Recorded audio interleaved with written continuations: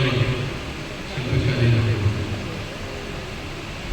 കൃഷി, മൃഗസംരക്ഷണം, ക്ഷീരവികസനം, മത്സ്യമേഖല, ചെറുകിട വ്യവസായം, ഭക്ഷ്യസംസ്കരണം തുടങ്ങി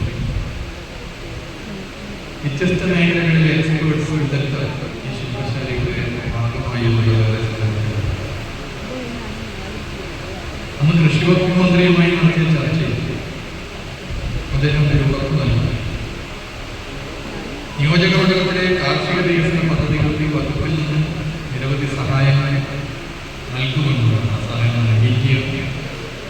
അതിന് ബഹുമാനപ്പെട്ട കൃഷി വകുപ്പ് മന്ത്രിയെയും കൃഷി വകുപ്പിലെ ഉദ്യോഗസ്ഥരെയും ഈ നിയോജക മണ്ഡലത്തിലെ ജനങ്ങൾക്ക് വേണ്ടി പ്രത്യേകം നന്ദി പറയുക ഈ വേള മന്ത്രിയുടെ അന്നത്തെ പ്രഖ്യാപനങ്ങളിൽ വളരെ പ്രധാനപ്പെട്ട ഒന്നായിരുന്നു നിയോജക മണ്ഡലത്തിൽ കൂൺ ഗ്രാമം. ആ വാഗ്ദാനം കൂടി ഇപ്പോൾ ഇവിടെ നിറവേറ്റപ്പെട്ടിട്ടുണ്ട്. സംസ്ഥാന ഹോർട്ടിക്കൾച്ചർ മിഷന് കീഴിലാണ് കൂൺ ഗ്രാമ പദ്ധതിക്ക്